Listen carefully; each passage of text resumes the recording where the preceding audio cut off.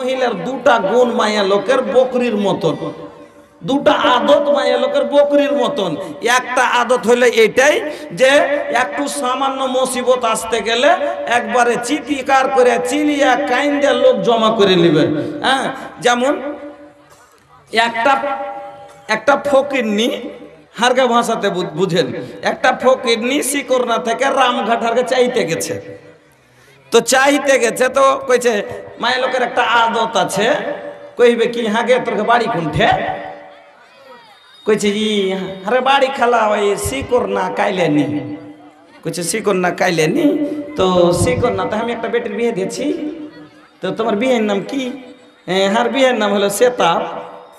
হ্যাঁ চিনি, হারকে তো পাঞ্জরি, হারকে একবারে পাঞ্জরি বাড়ি চিনি যে। হ্যাঁ হারা ভাই ভাই কহি, কইছে যে ওর বেটা সেরাজুল নাই, ওই সেরাজুল হলে হাত যাওয়াই, তা যাবি বাড়ি কখন যাবি গে তুই? না তা আজ চল যাবো, আজ চল যাবো। তো যাবি তো যাই একটু কহিস তো ইয়াকে আর বেটিকে যে তোর মা একটু না পারা হয়ে আছে, খবরটা দিয়ে দিস। কয়দিন থেকে ফোন লাগাচ্ছি তো ফোন টোন লাগে না, কি যে হয়েছে মোবাইলে পয়সা টয়সা নাই কি তো একটু খবরটা দিয়ে দিস যে তোর মা একটু না পারা হয়ে আছে। এই কথাটা কহে পেটালছে। ই ফকিরনির কথা কহেবার মানে কাইটিং হয়নি, এখানে এসে কইছে আগে একবারে ভোরে ভোরে চলিস খবর দিতে, আর বহুটা গোবর লিয়ে ডালি লিয়ে মাইন দিয়ে গোবর ফেলতে যাচ্ছিল। কইছে আগে বহুটা তোরই মার বাড়ি আতে এ শিকর না কাইলেনি? কইছে হ্যাঁ জি ফুফু হ্যাঁ। কইছে আগে বহুটা তোর মা ভালো হইয়া নাই? আমরা ভালো হ্যাঁ নাই কোনটাকে কহি যে মানে একবার মরণের মুখে চলে গেছে নাকি, ওয়াকে কহি ভালো হ্যাঁ নাই। কথাটা বলেছি কি বলে দিস আমার মেয়েটাকে যে তোমার মা একটু অসুখে আছে, আর ও ওইখানে যে বলেছে কি তোর মা ভালো হয়ে নাই। এই কথাটা শুনে নেই একটা ফোন করি, কি একটু তদন্ত লি। আজকাল আলহামদুলিল্লাহ মোবাইলের যুগ উঠেছে। ই গোবরের ডালিটা ওইখানে ছেড়ে দিয়া পালার গোড়াখানে বসে গেছে, আর বসে যাই শুরু করে দিয়েছে।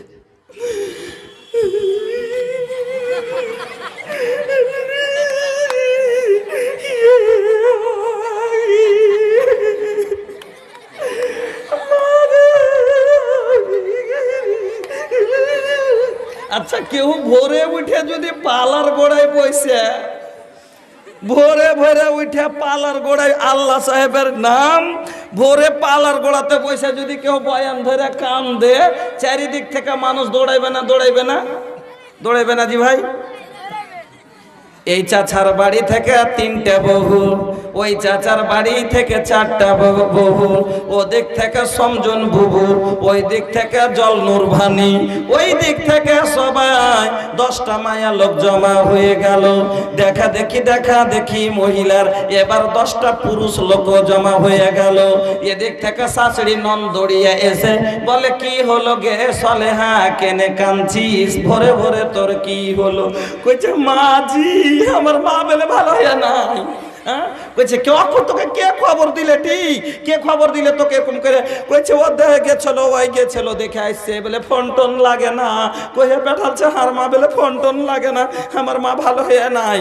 তখন কইছে আরে সে সোহরাব রে, তোর বাপকে ডাইকে লিয়ে ছোড়ার অত কামে সব চলে গেল, কাকে লিয়ে কি করবো এখন আমি? জলদি করে তোর বাপকে ডাইকে লিয়ে রে, তোর বাপকে ডাইকে লিয়ে ছোড়া যা। কইছে আব্বাজি, আব্বা কি হয়েছে? কইছে দৌড়িয়া বাড়ি এসো। কেনে? বলে মা হয় টিকে না টিকে আছে। ই আর একটু বাড়িয়ে দিলে মা হয় বলে টিকে না টিকে আছে।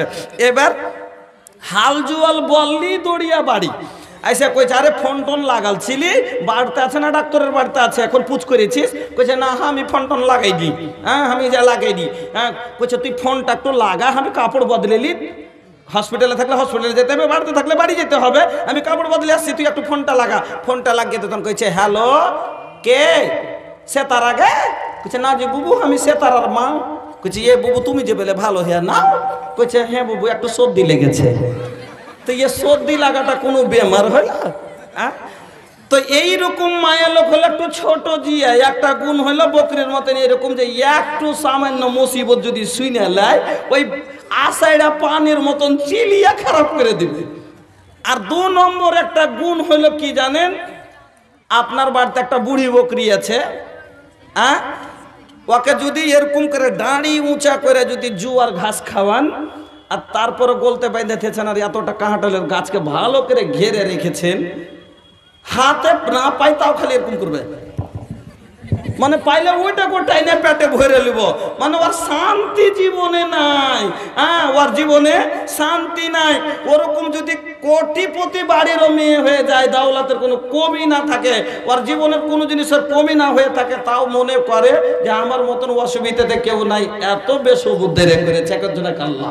হ্যাঁ, এই জন্য সবুরের 3টা শর্ত আছে, শুনে যান তাহলে। 3টা শর্ত। 1 নম্বর, আপনার সবুরটা, আপনার ধৈর্যটা আল্লাহকে রাজি করার জন্য হওয়া দরকার, যে আমি সবুর করলাম যাতে আল্লাহ আমার সবুরটাতে রাজি হন, খুশি হন। হ্যাঁ, তা না করে আমার লোদ দিয়েছে ওই রামঘাট একটা পিছের দিকে পূর্ণিয়ার মুখে লদ্দিটা, একদিন লদ্দিতে গোসল করতে গেছি, একটা লোক জাল দিয়ে মাছ মারছে, মাছ মারতে মারতে আগাদিকে একটা বড় ঘন্টা চিতলের মাছ এরকম করে ন্যান্দা খেয়ে উঠেছে। তো দৌড়েতে দৌড়েতে জালখান নিয়ে যে খুব জোরে ফেলতে গেছে, আর পচ্ছা বাতাস ছিল, জালখানটাকে জমা করে দিয়েছে। জমা করে দিয়ে জালখান পড়লো না, মাছটা আর পাইলে না। তেমনই কি করে বলছে কথাটা, আমার এলাকা সমাজ তাহলে কথাটা বলে দিয়েছে। কি বলছে, এই সোরের চোদা বাতাসে কাম গড়বড়িয়ে দিল, আস্তাগফিরুল্লাহ, গাল দিলে। ওর ধৈর্য কত নাই, সবুর নাই, মাছটা এটা মনে করতে যে আমার ভাগ্যে আল্লাহ এটা লেখেনি তাই পেলাম না, যাক আল্লাহ ভাগ্যে লেখলে কোনোদিন ফের পাবো। তা না করে বলছে এই বাতাসকে গাইল দিয়ে বলছে বাতাসের লেগে আমার কাজটা গড়বড়িয়া গেল। শুনেন, আল্লাহ পাক রব্বুল আলামিন বলছেন, লা তাসুবুদ দাহার, খবরদার তোমরা জামানাকে গালি দিও না, মেঘকে গালি দিও না, বাতাসকে গালি দিও না, ঝড়কে গালি দিও না, রাতকে গালি দিও না, দিনকে গালি দিও না, পাথরকে গালি দিও না। দেয় না দেয় না, যখন ঝড়ে যখন ভুট্টা ভেঙে দেয়, অনেক বাপজিরা ধৈর্য হারা হয়ে তখন ঝড়কে গাল দেয়, ঝড়ের গোষ্ঠী বেচি সব ভুট্টাকে আমার নষ্ট করে দিলে।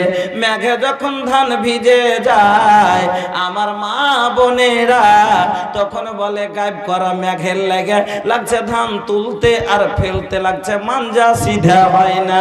আমার মায়েরা, আমার বোনেরা, আমার প্রাণের বাপজানেরা, আল্লাহ রাব্বুল আলামিন বলছেন, খবরদার খবরদার তোমরা মেঘকে গালি দিও না, রোদকে গালি দিও না, ঝড় বাতাসকে গালি দিও না, বৃষ্টি বন্যাকে গালি দিও না।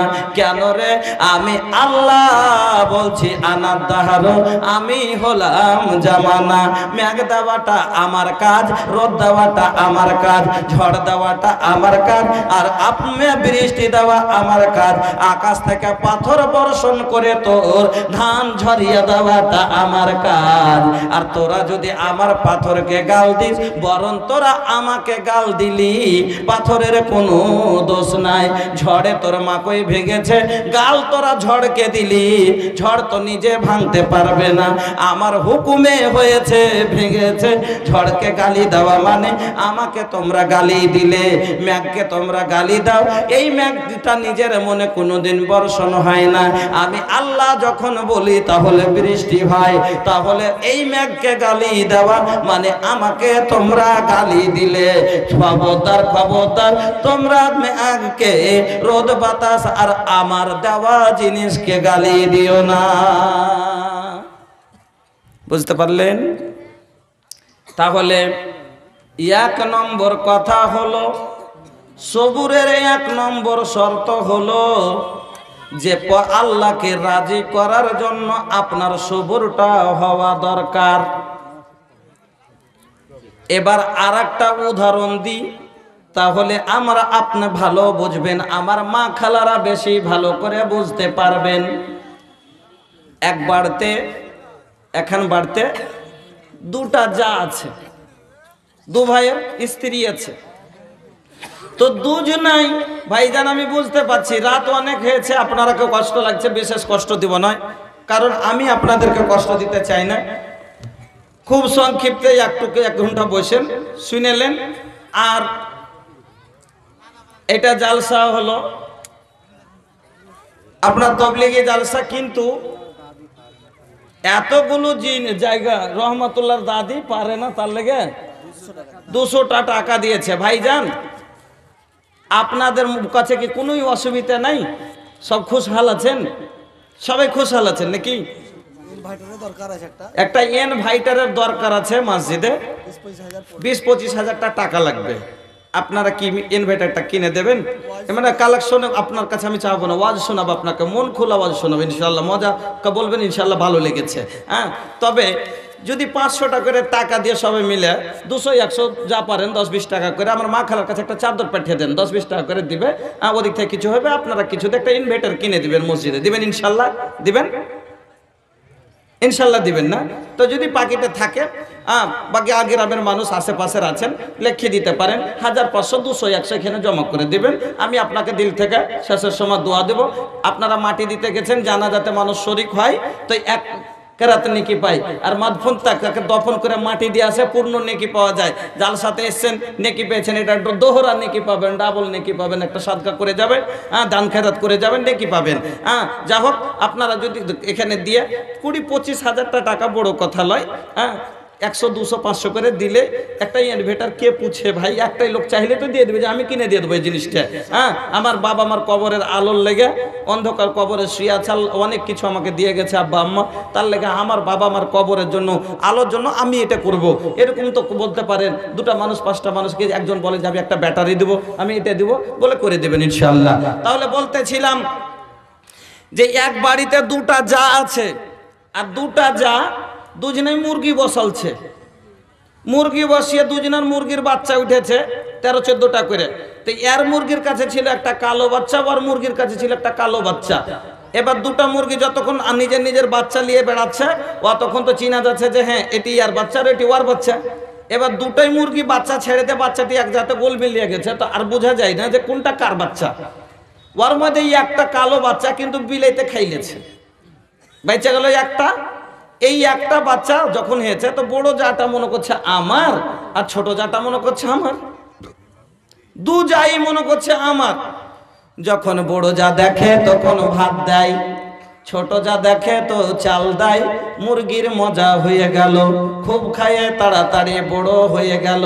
আর একদিন মুরগিটা চোখ মুখ লাল করে একবারে কাকার কুকুর করতে শুরু করেছে। এদিক থেকে ছোট যা দেখছে, মনে হয় আজ আমার 10 টাকা। আর এদিক থেকে বড় যা তাকাচ্ছে, মনে মনে চিন্তা করছে আজ পাবো 10 টাকা।